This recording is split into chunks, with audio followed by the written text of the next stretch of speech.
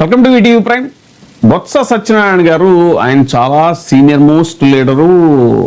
ఒక దశలో అయితే ఇది మన రాష్ట్ర విభజన జరిగిన టైంలో ప్రత్యేక ఆంధ్రప్రదేశ్ ఈ పరిస్థితుల్లో ఎప్పుడైతే ఉందో దానికి ముందు ఇది మన రాజశేఖర రెడ్డి గారి మరణం తర్వాత అప్పుడు రోసయ్య గారు సీఎం అయ్యారు, ఆ తర్వాత కిరణ్ కుమార్ రెడ్డి గారు సీఎం అయ్యారు. ఆ దశలో ఈయన ముఖ్యమంత్రి అభ్యర్థిత్వానికి కూడా పరిశీలించే పేరులాగా ఈయన అంత సీనియారిటీ ఉన్నటువంటి వ్యక్తి. అలాగే పిసిసి అధ్యక్షుడిగా కూడా చేశారు అప్పుడు ఉమ్మడి ఆంధ్రప్రదేశ్లో. అంత సీనియర్ లీడర్ ఆయన. ఉత్తరాంధ్రలో అయితే చాలా బలమైనటువంటి లీడరు బొత్స సత్యనారాయణ గారు. సో అలాంటి బొత్స సత్యనారాయణ గారు ఇప్పుడు శాసన మండలిలో ఆయన ప్రతిపక్ష నాయకుడిగా ఉన్నారు. ఆయన వాయిస్ని ఎంత గట్టిగా వినిపిస్తున్నారో అనేటువంటిది అందరికీ తెలిసిన విషయమే. ప్రతి సమస్య మీద ఎండగడుతున్నారు.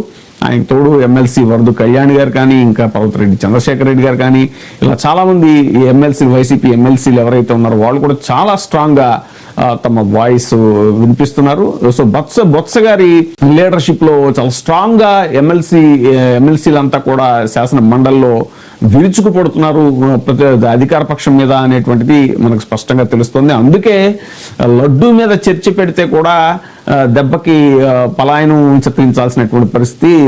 లడ్డు మీద చైర్మన్ గారు ఇది కాదు, సంప్రదాయానికి విరుద్ధం, ఇది మీరు మంత్రి ముందుగా ప్రకటన చేయాల్సినటువంటి నిబంధన ఏమీ లేదు అని చెప్పేసి ఆయన వైసీపీకి మీరు స్టార్ట్ చేయండి చర్చ అని అంటే పర్వతరెడ్డి చంద్రశేఖర్ రెడ్డి గారు స్టార్ట్ చేయటం, తర్వాత బొత్స గారు ఆయన వాయిస్ వినిపించే ప్రయత్నంలో ఆయన్ని మాట్లాడనీయకుండా తీవ్రమైనటువంటి ఒత్తిడికి గురి చేసి ఆయన స్వల్ప అస్వస్థతకి లోనయ్యారు. తాజాగా ఆయన హాస్పిటల్లో కూడా చూపించుకోవడం జరిగింది. అయితే ప్రస్తుతం ఆయన ఆరోగ్యం నిలకడగానే ఉంది. ఎందుకనంటే ఆయన కొంచెం అంతకుముందు అసలు ఇలాంటివి చాలా చూసిన వ్యక్తి ఆయన. ఇది శాసనసభల్లో కానీ అప్పుడు కానీ.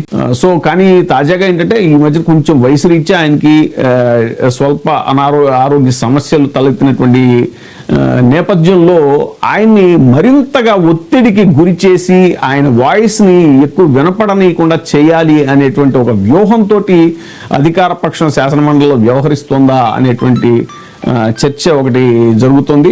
అలాగా బొత్స సత్యనారాయణ గారిని ఇబ్బంది పెట్టి ఆయన్ని ఒత్తిడికి గురి చేసి ఆయన మాట సరిగ్గా వినపడనీయకుండా చేయటం, ఆయన సభలో ఏదైనా మాట్లాడేటప్పుడు ఆ టైంలో తెలుగుదేశం పార్టీ వైపు నుంచి సభ్యులు అందరూ కూడా గట్టిగా అరవడం, అల్లరి చేయటం, గందరగోళం సృష్టించడం, తద్వారా ఏంటంటే ఆయన ఇంకా గట్టిగా అరవాల్సినటువంటి పరిస్థితి కల్పించి ఆ విధంగా ఆయన ఆరోగ్యం మీద లేదంటే ఆయన మీద ఒక ఒత్తిడిని క్రియేట్ చేసేలాగా ఒక వ్యూహం అనుసరిస్తోంది అని అంటున్నారు.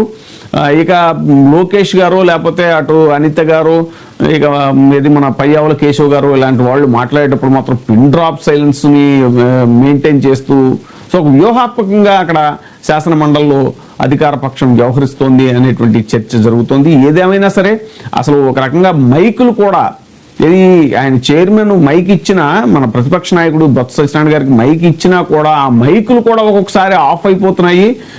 వెంటనే అటు మన అధికార పక్షం నుంచి ఎవరైతే మాట్లాడతారో మంత్రులు వాళ్ళకి